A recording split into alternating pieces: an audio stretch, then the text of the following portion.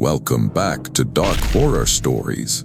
In today's episode, I'm sharing 10 true disturbing stories from forest trails. These are tales of people who ventured into the trees and found something they were never meant to see. Make sure to hit that like and subscribe button and let me know where you're watching from in the comments. Story 1. The first time I walked the Larchgate Trail, I remember thinking it was almost tidy, like someone cared about it too much. The gravel was raked into those soft combed lines you see outside fancy hotels. There was a new-looking map board by the parking pull-off, but the little plastic pamphlet holder was empty, and the corners of the board were already silvered from sun. I'd packed my lunch in one of those cracked Tupperware containers that never quite closes right. I had a thermos of coffee that tasted like burnt plastic because I'd forgotten to rinse the soap out of it, and I'd worn the wrong socks, thin ones, so my heel was already getting annoyed before I even hit the first switchback.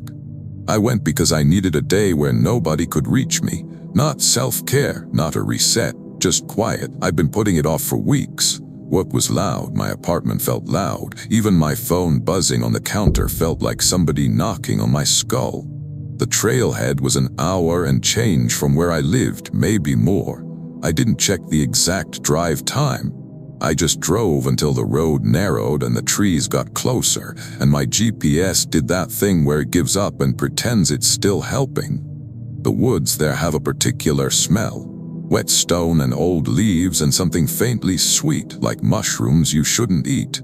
The light is different too, not darker exactly, more filtered as if every sunbeam has to ask permission before it gets through. I wasn't scared yet, but I also wasn't relaxed. About 20 minutes in, I realized I'd been hearing footsteps behind me for I don't know how long. It wasn't constant, just a soft crunch, a pause, another crunch. Like someone was matching my rhythm without committing to it. I did the normal things you do when your brain wants to catastrophize and you refuse to let it. I told myself it was another hiker. I told myself the sound was echoing weird because of the ravine on my left. I even told myself it might be my own boots, delayed somehow, because the trail was so packed with pine needles it felt like walking on insulation. I stopped to tighten my laces, more as an excuse than a necessity, and listened. The footsteps stopped too. That should have been my first clue, I guess, but my mind kept trying to hand me sensible answers like little gifts. Maybe they stopped because they didn't want to crowd me. Maybe they stepped off the trail to let me do my thing. Maybe a deer paused in the brush. I stood up and kept going. The footsteps resumed. At a bend where the trail briefly widened, I saw something on the ground that didn't belong there, a strip of bright orange flagging tape tied to a low fern. It looked fresh, like it had been ripped recently, the end frayed into little strings. There wasn't any construction or trail work posted on the board at the trailhead, and the tape wasn't marking a side path. It was just there, like somebody wanted to be sure they could find that exact fern again. I remember thinking, that's weird, and then immediately thinking people do weird stuff all the time, not my business. The next thing was the birds. They didn't all stop at once the way movies do. It wasn't dramatic, it was more like one by one little sounds dropped out of the air. A finch call here, a rustle there. Until I realized I was hearing my own breathing and the faint, distant drip of water, and that was basically it. I tried to laugh at myself, quietly, because the silence felt like it could crack. I told myself it was just the time of day, or maybe I'd wandered into a patch where there weren't many birds. That's a thing, right? Microhabitats. I rounded a corner and found a boot print in the trail, just one, perfectly pressed into the damp soil in the center of the path like it had been stamped there. The tread pattern was crisp, deep, like whoever made it had a lot of weight behind them or had stepped down hard. But here's the part that made my mouth go dry. There weren't any other prints. None leading up to it, none leading away. I stood over it for a long time, longer than makes sense. I even walked backward a few steps and crouched, scanning the trail like I'd find the missing footprints if I looked hard enough. I didn't. The ground was soft enough that my own prints showed up immediately, messy and real and irritatingly normal. There should have been a trail of someone else's. There was. I told myself maybe it had rained and washed the others away, but not this one because it was in a slightly lower spot. I told myself maybe it was an old print the trail had dried around and it only looked fresh because the light hit it right. I stepped around it like it was hot. The trail climbed and the trees got tighter. My phone had no signal, which wasn't unusual, but I kept checking anyway out of habit. I came to a little bridge, just 2 thick logs with planks on top over a narrow creek. The water was clear enough to see stones the size of fists. I stopped there to drink because my throat felt like I'd been swallowing paper. That's when I heard my name, not shouted, not whispered either. Just spoken normally, like somebody had leaned over a cubicle wall and said it to get my attention. Eli. I don't know why I looked up instead of around. I looked up into the branches because some part of me expected a person to be standing above me like a ranger maybe, or a teenager doing something stupid. Nothing. I waited. I actually said hello, which is embarrassing now because who does that? Who invites whatever that is to keep talking? A few seconds passed and then the voice said it again. Eli. Same tone, same distance. And wrong in a way I can't quite pin down, like it was too clean, no breath in it, no strain, no echo, as if the word had been placed into the air rather than carried. I told myself it was another hiker who'd recognized me, maybe a coworker, but I couldn't think of anyone who'd be out here, and I couldn't place the direction. The sound felt everywhere but not loud. I started walking again, faster, trying to keep my movements casual. Because that's a thing people do, right? You don't want to look afraid, even when you're alone, even when that makes no sense. After maybe 5 minutes, 10. I'm bad with time on trails. I saw an abandoned cabin. It wasn't the charming kind you rent for a weekend. It was low and half collapsed with a roof that had sagged like a tired mouth. The logs were gray and furred with moss. The door was gone, just a dark rectangle. Someone had nailed strips of wood across one window in a sloppy X, but the nails had rusted so badly the wood looked like it was bleeding. I didn't plan to go inside. I swear I didn't. I stood on the trail and just stared, telling myself I was looking for a trail marker or checking if it was private property. I even remember noticing a small detail, one of those cheap wind chimes made of aluminum tubes hanging from a nail under the roofline. It shouldn't have survived weather out here, but it was there, and it moved slightly without making any sound. The silence around that cabin felt heavier than anywhere else, like the woods were leaning in. And then the footsteps behind me changed. They sped up, not a run, not frantic, just a steady closing distance, crunch, crunch, crunch, too regular to be an animal, like someone walking with purpose. I turned. There was nobody on the trail. The path behind me was straight for a decent stretch. I would have seen a person. I would have seen movement. I saw only trees and the dim tunnel of the trail and my own dumb orange backpack sitting bright against all the green like a target. I didn't know what to do with that. My brain tried to patch the hole with logic. Maybe the sound was in the brush. Maybe someone stepped off the trail right before I looked. Maybe I'd misheard. And then from inside the cabin something tapped. 3 taps slow against wood, like knuckles on a door. I didn't move.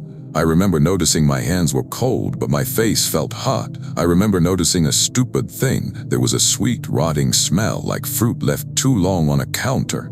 My coffee in the thermos tasted like that smell suddenly, even though I wasn't drinking it.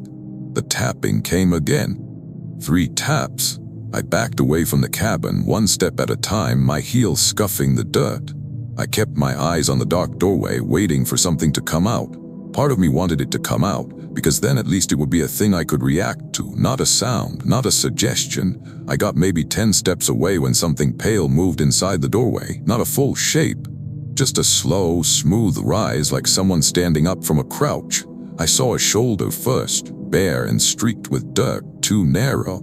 Then an arm, The arm was wrong, too long, not in a cartoon way, in a way that made my stomach go tight because it was close enough to human to feel like an insult. It reached out and put its hand, if it was a hand, flat against the doorframe, and the fingers, I can't forget the fingers. They were jointed strangely, like the knuckles were in the wrong places, and each fingertip had a nail that looked like wet bark, dark and peeling at the edges. It didn't step out. It just leaned there holding the frame as if it was listening. Then it turned its head toward me. There were no eyes, not empty sockets, not shadowed hollows, just smooth, pale skin where eyes should have been, as if someone had wiped them away. I didn't scream, I didn't say anything. I just made this pathetic noise in my throat, like my body tried to speak and couldn't find language. The thing in the doorway tilted its head, slow and too controlled, like it was mounted on a hinge. And it spoke my name again, softly this time. Eli. But it wasn't the same voice anymore. It was mine. That was the moment my brain finally stopped trying to reason. Everything in me went straight to one instruction: leave. Now, I ran, not a heroic sprint, more like a stumbling burst, boots catching roots, lungs burning instantly. I heard the wind chime behind me start to move, and it still made no sound. That, weirdly, is what pushed me harder. A chime moving silently. Like the world had decided rules were optional. I didn't look back until I reached the creek bridge again, and I only looked because my foot slipped on a plank and I nearly went down. I grabbed the railing log, bark digging into my palm, and glanced over my shoulder. Something was on the trail behind me, but it wasn't running. It was walking.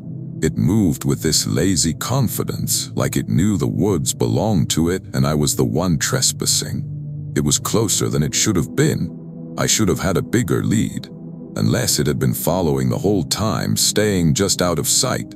Its head was still tilted, like it was curious. I forced myself to keep going. I told myself the parking lot was close. I told myself I'd made it this far, so the trail was straightforward. I told myself not to trip, not to trip, not to trip. At some point, I don't know when, I realized the woods were making noise again. Birds, wind, the normal little chatter of life. Like the forest had been holding its breath and finally let it out. I burst into the parking area so hard I almost slammed into my own car. My hands shook so badly I dropped my keys twice. I remember thinking, please start, please start, please start, like the car was a living thing that might refuse me. It started on the first turn, which felt like mercy. I drove with the windows up even though I was sweating. I drove until the trees thinned and I could see a gas station and a road with actual painted lines, and only then did my chest stop fluttering like a trapped bird. I didn't tell anyone at first. I told myself it was stress, that I'd spooked myself, that the thing in the doorway was some trick of shadow and panic, that the voice was wind doing something weird in the cabin. Here's why I can't fully believe that. When I got home and peeled off my socks, I found 3 long scratches on the inside of my right ankle. Parallel, clean, like drawn with a sharp nail. I hadn't felt them happen. My pants weren't torn. The sock wasn't snagged, just those marks already swelling slightly as if my skin had been pressed by something that wanted to leave a signature. I still hike, not as much. I stick to busier trails now. And sometimes when the woods get quiet in that particular way, I'll hear my name in my own voice, just in my head maybe, and I'll find myself looking at my car keys like they're the only honest thing I own. Story 2. The Hemlock Spine Path isn't on most maps. It's one of those unofficial cut-throughs locals use when they don't feel like dealing with the longer loop. And I only knew it existed because my friend Saffron Vale would not shut up about secret trails like she was a travel influencer trapped in a barista's body. We went in late afternoon after her shift. I remember the tiny details because they're the last normal things in my head from that day. She had espresso grounds on her forearm like a smear of dirt, and she kept flicking at it. My water bottle cap was cracked and leaked a little, so the side pocket of my pack was damp. We split a stale granola bar in the parking pull-off because we were too hungry to hike, but also too lazy to drive somewhere. and she had one earbud still in, dangling, because she forgot it was there. It was supposed to be quick. An hour, maybe, we'd be back before dark. The first weird thing was the ribbon trees. Hemlocks don't grow in neat lines, not usually, but this stretch did. 4 or 5 hemlocks stood close together off the trail, and every trunk had a strip of bark peeled away at about chest height, not the ragged kind you see from deer rubbing antlers. These were smooth, like someone had taken a careful knife and shaved the bark off in long vertical panels, exposing pale wood beneath. Saffron said, "Trail art," and laughed. I told myself she was probably right. People do weird things in forests. We kept going. Then we found the cairns, little stacks of rocks, thumb-sized to fist-sized, arranged every few yards like breadcrumbs, not big enough to be serious markers, more like someone wanted you to notice them without making it obvious they were guiding you. Saffron kept stopping to take pictures. She was always doing that, framing things like she could trap the world in her phone. I teased her for it. I wish I hadn't, because the next part makes me sound like I'm blaming her, and I'm not. I'm really not. It started to smell like pennies, not metallic exactly, more like the inside of an old bandage. I kept sniffing my sleeve, thinking maybe I'd cut myself and didn't notice, but there was no blood on me. We came to a narrow stretch where the trail dropped into a shallow gully. The ground down there was darker and softer, and the air felt cooler.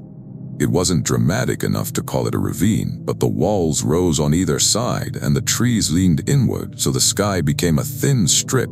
That's where we heard the humming. It wasn't a tune I recognized. It was more like a single note that wavered slightly, as if someone was humming with their mouth closed. It drifted up and down, always returning to the same pitch. It sounded close, but also like it could be coming from the dirt itself. Saffron stopped and pulled her earbud out. "Do you hear that?" I said yes, because I did, but I tried to make it a joke. "Maybe it's a transformer station under the trail." She stared at me. There wasn't any humor in her face, just that look people get when they realize you're forcing normalcy onto something that doesn't want it. We kept walking. The humming kept pace with us. At one point it shifted, and I realized it wasn't following, it was ahead, like it was leading us. I didn't want to admit it, but my legs started to feel heavy, not tired. Heavy like the air had thickened. The gully narrowed and the rocks underfoot turned slick with some kind of black algae. Saffron slipped once and swore, and the sound of her voice felt oddly flat, like it didn't echo the way it should.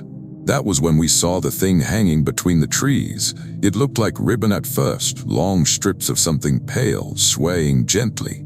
But as we got closer, I saw it wasn't fabric. It was skin, not a whole hide.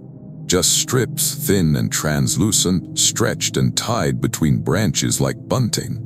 Some pieces still had little hairs on them, the edges curled inward as if they'd dried that way. Saffron made a sound like she was about to throw up. She lifted her phone automatically and then froze because the phone screen went black even though her battery was full. She pressed the side button. Nothing. I told myself it had to be animal remains left by a predator. A deer carcass dragged and torn apart. But the strips were too even. Too intentionally cut. Like someone had taken time. The humming stopped. In the sudden quiet, we heard something else. A soft, wet clicking like a tongue against teeth. We both turned at the same time. I don't know why. Maybe we sensed the direction, or maybe the forest tilted our attention. On the slope of the gully, half hidden behind roots, was a face, not attached to a body in a way that made sense, more like a head pressed into the dirt at an angle, as if someone had planted it there. The skin was the color of boiled chicken. The mouth was open slightly, and the jaw kept moving, click, click, click, like it was practicing speech. Then it spoke, not words, just a breathy attempt at words, like a child imitating adult conversation from another room. Saffron grabbed my wrist hard enough to hurt. I could feel her nails through my jacket. She whispered, "Don't answer it." I hadn't planned to. But the thing's mouth stretched wider, and the jaw unhinged in a way that made me nauseous, like it was too loose, like the skin didn't fit the bones. The sound that came out was a copy of Saffron's own laugh. Perfect. The same little snort at the end. She went completely still, like she'd been unplugged. I pulled her backward and we started to climb the gully wall, slipping on damp leaves. My fingers kept grabbing roots that felt strangely warm, like they held heat. The clicking sped up. Behind us, something shifted in the dirt. Not fast, not chasing, just moving, rearranging itself with patient intent. We got back onto the higher trail and I expected relief, but the air up there was worse. It smelled like the inside of a wet dog. The hemlocks overhead seemed to knit together, blocking what little light was left. We ran anyway because at least running made sense. The trail didn't go where it should have. I know how that sounds, but the turns were wrong. Landmarks were missing. The cairns were still there though, appearing like little grins at our feet. Every time we passed one, the rocks looked wetter, darker, as if they'd been licked. Saffron started crying without making noise, tears sliding down her face while her mouth stayed shut tight. I remember that because it was so unsettling, silent crying while sprinting. Then we hit the iconic moment I still see when I close my eyes. A tree ahead had a knot in its trunk shaped like a human ear, complete with a folded rim and a shadowed canal. And as we got closer, the ear twitched, just once, a small movement like it heard us. I didn't stop to examine it. I didn't want to know. We finally found the main trail by accident, bursting out of undergrowth like we'd been thrown there. There were actual trail blazes on the trees, the boring official kind, and a family in bright jackets walking calmly with a kid swinging a stick. I wanted to scream at them to run. I didn't.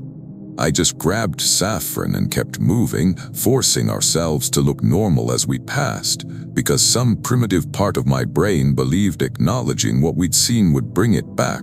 We made it to the car at dusk. The parking lot was mostly empty. My hands shook so badly I fumbled the keys. Saffron got in and immediately locked her door. She stared straight ahead, breathing in little sharp pulls like she'd been underwater. Neither of our phones would turn on until we hit the highway. Afterward, this is the proof part that keeps me from writing it off. We found something in my jacket pocket that wasn't mine. A tiny stack of stones, 3 of them. Smooth river stones, damp, arranged in a perfect little cairn shape like someone had built it in my pocket while I was wearing the jacket. I still have them in a jar under my sink. I don't know why I keep them. Maybe because throwing them away feels like responding. Story 3. I used to do weekend trail maintenance as a volunteer. Not out of pure goodness, mostly because it made me feel like I'd earned the right to be in the woods. Like if I cut back brush and cleared fallen limbs, the forest would tolerate me. That's how I ended up on the old Bracken Ledge route with Juliana Creel. She was the kind of person who carried a small first aid kit organized by type, not just stuffed in a bag. I was the kind of person who forgot to bring a spoon for my instant oatmeal and ate it with a tent steak. We balanced each other. The day started bright and ordinary. We stopped at a roadside stand for apples, and the guy there kept calling us hun like we were his nieces. Juliana bought a jar of local honey even though it was overpriced. I had pine sap on my fingers from touching a tree without thinking. My hat kept slipping down over my ears, and my boots squeaked a little because I'd left them in the trunk with a wet towel overnight. We parked at a gate and walked in with loppers and a small saw. The trail itself was older than the official park system, just a line of compacted earth winding between ferns. I remember noticing a plastic dinosaur toy half buried in the mud and thinking someone's kid was going to be sad. About 40 minutes in, we found a section where the trail narrowed between boulders. It was shaded, damp, and cold enough that the air felt like it belonged to another season.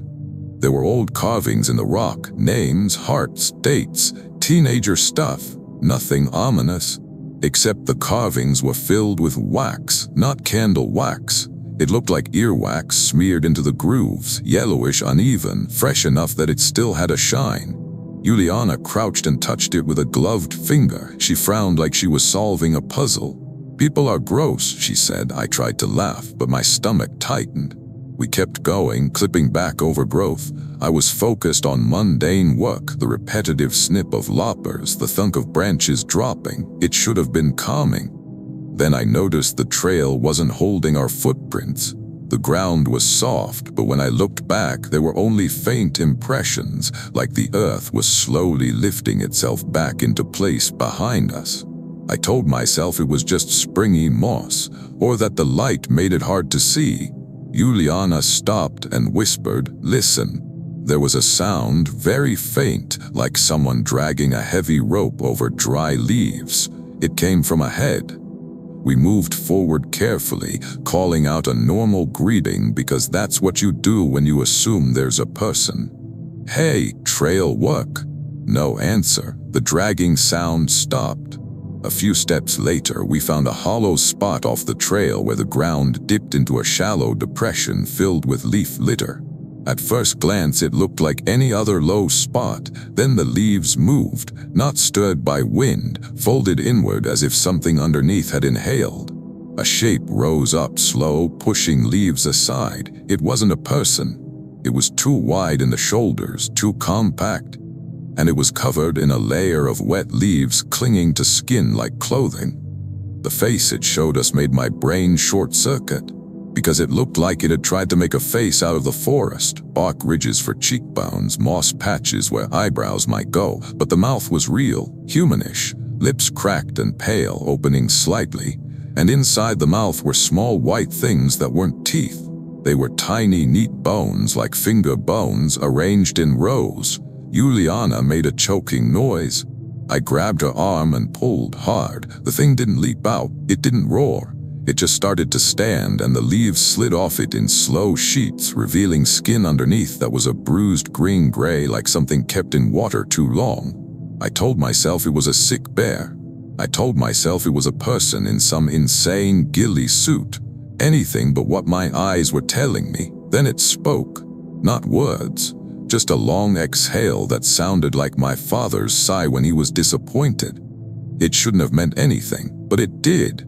It hit some deep reflex in me and my legs moved before my thoughts caught up. We ran, abandoning tools. My loppers clattered to the ground. Juliana's saw swung against her thigh as she sprinted. We barreled through brush, not caring about scratches. Behind us, the dragging sound returned, faster now, like something hauling itself with purpose. But it still didn't sound like footsteps. It sounded like a body being pulled. We reached the boulder squeeze section and almost got stuck.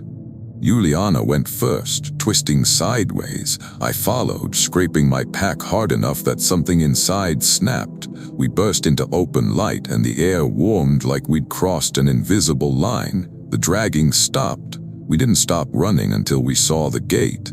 In the car, hands shaking, we tried to decide what to do. Call someone? Say what? Hey, there's a leaf person with bone teeth. We sat there like idiots, listening to our own breathing and the click of the cooling engine. Here's the aftermath proof. When I got home, I unpacked my bag and found a branch inside that I hadn't put there. A short, damp stick with a smear of yellow wax in a groove, like it had been pressed into one of those carved rock names. It smelled faintly like an ear. That sounds insane, but it did. I threw it out 3 times. It kept showing up again, in the trash can on my porch, once in my sink like it had been placed there carefully. I don't volunteer for trail maintenance anymore. Story 4. I took the job because it was simple. Photograph trail conditions for a small outdoor magazine. Not glamorous, but it paid, and it got me out of my apartment. The editor, Jory Halden, said the Cedar Vein Loop would be a perfect autumn spread. He also said, casually, just don't wander off the main path. People get turned around out there. I rolled my eyes when he said it, because people always say stuff like that about woods. Like getting lost is a personality flaw. I went on a weekday so I wouldn't have hikers in my shots. I packed 2 camera bodies, extra batteries, and a sandwich I forgot to eat until it was warm and sad. My tripod had one leg that wouldn't lock fully, so it kept sliding like it was trying to escape. I brought a little packet of gummy candies because I like having something to chew on while I walk. And I forgot my gloves, so every metal piece of gear felt colder than it should have. The trail started as a gentle incline through cedar and spruce. The light was gold, the kind that makes everything look like it's been brushed with honey. For the first mile, it felt like any other day. Then I started seeing faces in the cedar bark, not like pareidolia faces you can laugh off. These were two consistent, oval impressions where the bark had been pressed inward with little slits like closed eyes. Some were low to the ground, some high, as if placed deliberately at different heights. I told myself it was some kind of fungus or disease pattern. I'm not a tree expert. Trees do weird stuff, but I couldn't shake the feeling of being observed by something that didn't have to move. Around a bend, I spotted an old trail sign half sunk in dirt. The board was rotted, the letters faded, but I could still make out an arrow and the word lookout. That was odd because my map didn't show a lookout. Curiosity is a disease, honestly. I followed the faint side path just a few steps, thinking I'd get a cool shot and then come right back. The air changed immediately, colder, wetter. My breath started showing like it was winter, even though it was. I heard my camera shutter click, but my finger wasn't on the button. The click came again and again, like someone was taking photos in the woods, matching my equipment's sound perfectly. I whispered, "Hello," because I'm apparently incapable of learning. No answer, just the soft mechanical click of a shutter, always from a different direction each time. I tried to rationalize, maybe it was another photographer, maybe the sound was a bird. Some birds mimic sounds, that's a fact. Then I saw the lookout. It wasn't a platform. It was an open clearing where the ground dropped away into a steep slope, and the trees beyond formed a natural window to distant hills. It would have been beautiful. In the center of the clearing was a pile of cameras, old ones, new ones, disposable ones, some smashed, some intact, lenses reflecting light like little eyes. And propped on top, this is the iconic detail, was a fresh memory card, balanced perfectly on a broken lens as if it had been placed for me to notice. I backed up. My stomach did that sinking elevator thing. Behind me, the shutter sound stopped, and I heard a soft voice say, right by my ear, "Hold still." I spun so fast my tripod scraped my ankle. There was nobody there, but something touched my shoulder, not a grab, a gentle press like a hand guiding me into position. I jerked away and ran, crashing back onto the main trail, not caring about the photos or the job. The cedar faces blurred past, and I could swear they were opening their eyes as I passed. I got to my car and drove until my hands stopped shaking.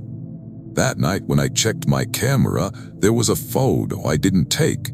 It was a close-up of my own face, wide-eyed, mouth slightly open, taken from an angle like someone was standing just off to my right. The background was cedar bark. I deleted it. It reappeared in my recently deleted folder. I deleted it again. It's still there. Every time I check, it's there, waiting like it's proud of itself. Story 5. I'll keep this one shorter because even thinking about it makes my scalp itch. My Aunt Inez Barrow asked me to scatter my uncle's ashes along the old Fern Gospel Trail. He'd loved it, or he'd said he did. Family requests get weird when grief is involved, and you say yes because refusing feels cruel. So I went alone early morning, carrying a plastic bag inside a nicer urn because I didn't trust the urn not to spill. I wore a jacket that smelled like mothballs from her closet. I had a half-eaten pack of mints in my pocket. My car's radio only played static in that area, and I kept checking my watch even though I wasn't late for anything. The trail was damp and quiet, fog sitting between trees like low smoke. I found the spot my aunt described, a bend near a fallen log that looked like a spine. I opened the bag and the ashes weren't ashes, they were coarse. Grainy, like sand mixed with something heavier, tiny pebbles, and there was a smell, sharp like burnt hair. I told myself the cremation process does weird things that I didn't know enough to judge. I poured anyway. The fog thickened the moment the ashes hit the ground. It didn't roll in naturally. It rose straight up from the soil like breath. Then I heard my uncle's voice behind me, not calling my name, not speaking a sentence, just clearing his throat the way he used to before he told a joke. I froze because grief does strange things, and for one split second I thought my brain had manufactured comfort. Then the voice cleared its throat again, closer. I turned and saw a shape in the fog, a man-sized outline, shoulders hunched, head tilted. It took one step forward and the fog clung to it like fabric. I told myself it was a hiker. I told myself it was someone messing with me. I told myself the fog was making me see shapes. Then the shape lifted its hand, and I saw the fingers were too many. 7, maybe 8, fanning out slowly as if it was counting. I ran. I didn't scatter the ashes nicely. I didn't say goodbye. I just ran down that trail, slipping on wet leaves, mint taste sharp in my mouth like bile. When I got back to my car, my jacket smelled like burnt hair. Weeks later, my aunt called me furious, asking why I'd returned the urn empty. I told her I hadn't. It was in her living room cabinet, she said, sealed full. I drove there and opened it myself. The bag inside was full, and on top of it was a wet leaf stuck to the plastic, shaped exactly like a handprint with too many fingers. Story 6. I used to run trails as a kind of therapy. Not the inspirational kind, more the if my lungs hurt, my brain shuts up kind. There's a loop near where I lived called the Black Cap Run. Early mornings, it's empty except for old guys walking fast like they're training for something. I liked it because it was predictable. You could measure your progress by the same mossy stump, the same split rock, the same smell of pine. One morning, maybe October, it was cold enough that my breath showed, but not cold enough for frost. I noticed the trail mile markers were flipped around. The numbers faced into the woods instead of toward the path, like they were meant for someone watching from the trees. I told myself it was vandalism, teenagers being clever. I kept running. At mile 2, I heard someone running behind me, matching my pace perfectly. The footfalls were too even, too controlled, like a metronome. I sped up. The running sped up. I slowed down.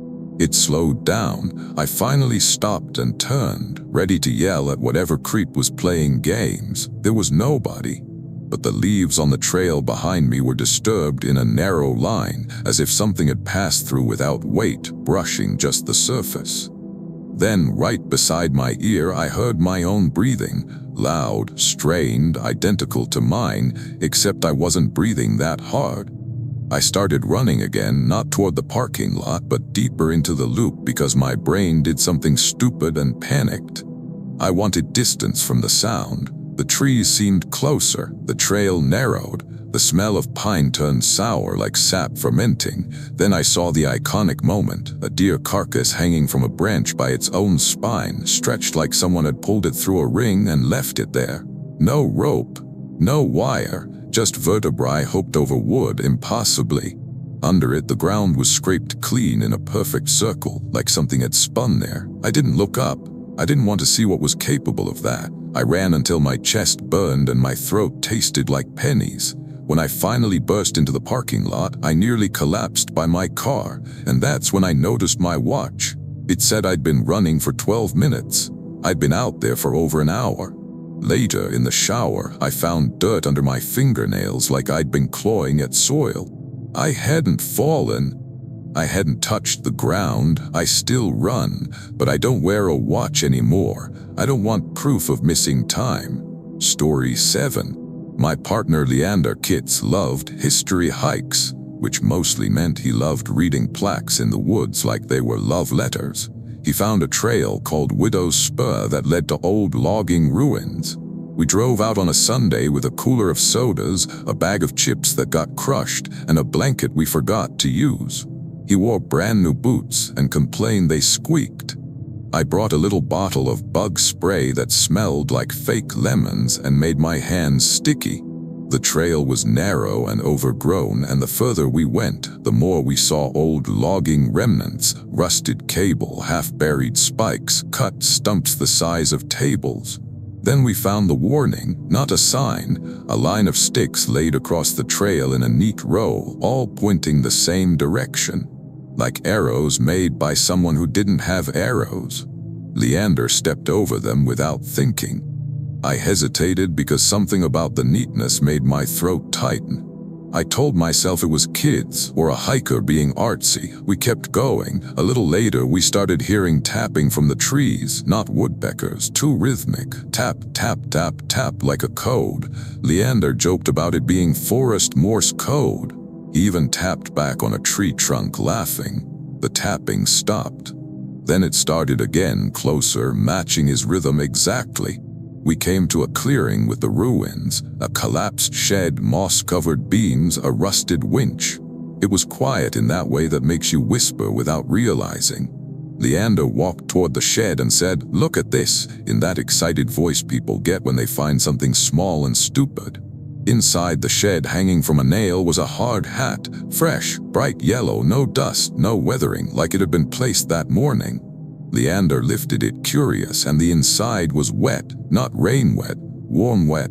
He dropped it like it burned him.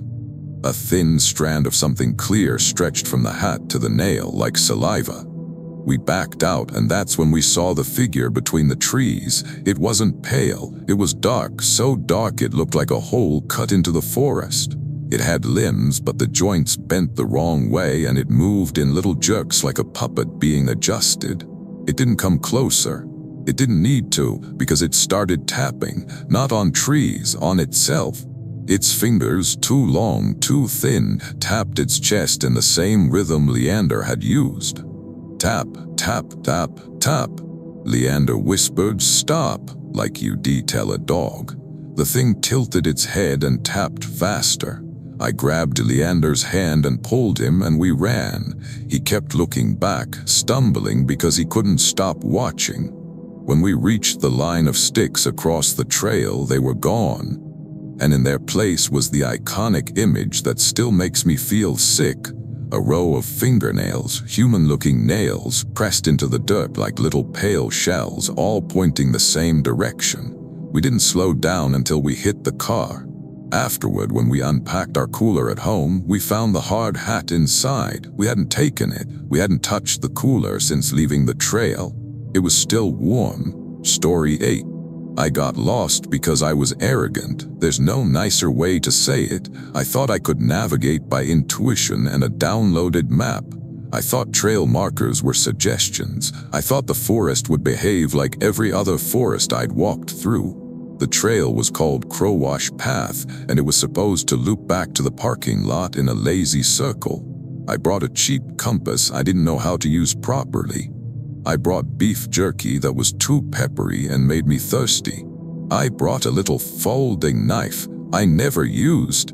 I had a bandana tied around my wrist because it looked cool in photos, and my phone battery was already at 42% because I'd been scrolling in the car.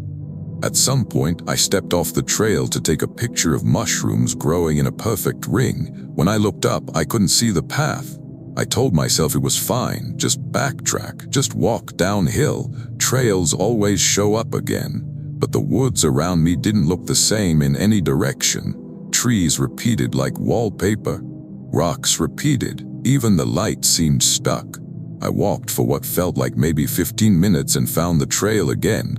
Only it wasn't the same trail. The dirt was darker, the plants different, and there were no markers. I told myself I'd simply rejoined at a different point. That was a comforting lie. Then I heard someone whistling. A simple two-note whistle, like you do to call a dog. It came from behind me. I turned. Nothing. I kept walking, trying to pick up pace without full-on panicking. The whistle came again. Closer. I called out, "Hello!" Like an idiot, no answer, just the whistle repeating patiently.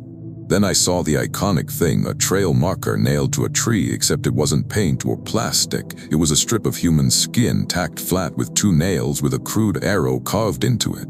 The skin still had pores, little hairs. I gagged. My vision narrowed. My body finally accepted that I was in danger. The whistle stopped, and something whistled back from ahead. Same notes. Response, I ran, not caring where. I crashed through brush until my arms burned. The forest opened suddenly into a stream bed, and I followed the water because it was the only thing that made sense. Hours later, real hours, I stumbled onto a service road and flagged down a truck. The guy who picked me up, Oren Calzadilla, kept glancing at me in the rearview mirror like he wasn't sure I was alone. When he dropped me at my car, I checked my phone and saw I'd taken a photo at 3:17 p.m. The photo was a close-up of my own bandana tied around my wrist. Except there was a second wrist in the frame, thin, gray, with long fingers, tying the knot tighter. Story 9. There's a trail near my childhood home called Pine Mother Walk. It's a soft, easy path families use. When my sister Maribel Knoll came back to town after a messy divorce, I suggested we walk it because I thought it would be safe, familiar, like returning to a place that couldn't hurt you. We went mid-morning with a thermos of tea and those little powdered donuts she loved. She wore sunglasses even though it was cloudy. I wore a hoodie that still smelled faintly of laundry detergent. We argued lightly about nothing, music, traffic, the way our mom used to overcook rice, normal stuff. The trail was damp from overnight rain, pine needles stuck to our shoes, the air smelled clean. Then we started hearing a baby crying, not far off, close enough that it raised every hair on my arms. It sounded like a newborn, raw and breathy. Maribel said, "Is there someone out here?" I told myself it was a fox. Foxes make weird noises, I've heard that. I tried to believe it. The crying continued, following the curve of the trail as if it was moving parallel to us. We rounded a bend and saw a stroller, just sitting there on the path, wheels slightly sunk into mud like it had been there a while. The fabric canopy was pulled down, hiding what was inside. There was no one around. Maribel walked toward it slowly, like she couldn't help herself. I grabbed her sleeve and whispered, "Don't." She looked at me like I'd insulted her. What if it's real? I didn't have an answer that didn't make me sound cruel. The crying stopped. Maribel reached the stroller and lifted the canopy. Inside was nothing, no baby, no blanket, just a nest of pine needles, and sitting in the center a single tooth. Too large to be a baby tooth, too white to be old. It looked freshly pulled. Maribel screamed. Not a horror scream, a furious, betrayed scream. Behind us the crying started again, except now it was laughing. A baby laugh, bright and wet and wrong, bouncing between trees. We ran. Maribel tripped once, and when I pulled her up, her hand was smeared with mud and something darker. She kept saying, it's laughing," like she couldn't stop hearing it. We made it back to the trailhead where a couple was unloading bikes, completely normal, completely safe. Maribel refused to get in the car until she checked the back seat twice. Afterward, the physical proof. She found that tooth in her coat pocket a week later. She swears she didn't take it. She swears she shook her coat out that day. It was wrapped in one of those powdered donut napkins, folded neatly like someone had packaged it. Story 10. I didn't go into the woods for adventure. I went because of a dog. My neighbor's dog, a shaggy mutt named Pippin, got loose one evening when a gate latch failed. I heard barking in the distance and grabbed a flashlight, thinking I'd just follow the sound, grab his collar, and be the neighborhood hero for 5 minutes. The forest trail near our subdivision is short and well used. People jog it. Kids ride bikes there. It has little benches with sponsor plaques, harmless. I wore slip-on shoes because I was in a hurry. I brought the wrong leash, a thin one that froze. I had gum in my mouth that lost flavor immediately. My flashlight batteries were half dead, so the beam pulsed slightly, and I kept stepping on acorns that rolled under my feet. I called Pippin's name softly, not wanting to spook him. The barking stopped. Then I heard his collar tags jingling deeper in the trees like he was walking just ahead of me. I followed, stupidly relieved. The jingle led me off the main path onto a narrower deer trail. The woods thickened. The air cooled. My flashlight beam seemed shorter, like it was being swallowed. I told myself it was fine. Dogs wander. Dogs hide. Dogs get scared. Then I saw Pippin. He stood on the trail ahead, facing away from me. His shaggy tail was still. His body was too still. I whispered, "Hey, buddy," and stepped closer. Pippin turned his head. It was Pippin's fur, Pippin's shape, but his face was wrong, stretched longer, muzzle too narrow. His eyes looked like they were placed slightly too far apart, like someone had guessed where dog eyes go. He opened his mouth, and instead of a bark, a voice came out, my voice, saying, "Come here." That sentence hit me like a shove. The thing that looked like Pippin took a step toward me, and its legs moved with a stiffness that made my skin crawl, like joints were being worked for the first time. I backed up, whispering "nope," like an idiot, like saying it out loud might make it stop being real. Behind me, something brushed my shoulder, light like a leaf. I spun, and my flashlight beam caught a second Pippin standing just off the trail, half hidden behind a tree. This one looked normal, real. His eyes were wide, terrified, and he didn't move. He just stared at the other thing. The iconic moment burned into my brain. The fake Pippin's shadow on the ground didn't match his body. The shadow had a human outline, long arms, hunched shoulders, wearing the shape of a dog-like clothing. I grabbed the real Pippin by the scruff and dragged him, not gently, and ran back toward the main trail. Pippin yelped and scrabbled, confused. Behind us, the leash in my pocket, still unused, started to tug like something had hooked it. I didn't stop to look. I didn't want to see what was holding it. We burst onto the main path, and the night sounds returned like nothing had happened. Cars in the distance, a porch light, the safe world. At my neighbor's house, I handed Pippin over without explanation. My neighbor laughed, thanking me, totally oblivious. I went home and sat on my kitchen floor for a long time, listening to my refrigerator hum. Later, the proof. When I emptied my pockets, the thin leash was gone. In its place was a strip of black fur, tied in a neat knot. It smelled like wet dog and cold dirt. I don't go on that trail at night anymore. And when I hear Pippin bark from my neighbor's yard, I always check the shadows first. Thanks for watching. If you enjoyed these stories, hit that like button and subscribe for more. Let me know in the comments which story unsettled you most, and share this with your friends who love a good scare. Until next time, stay safe out there.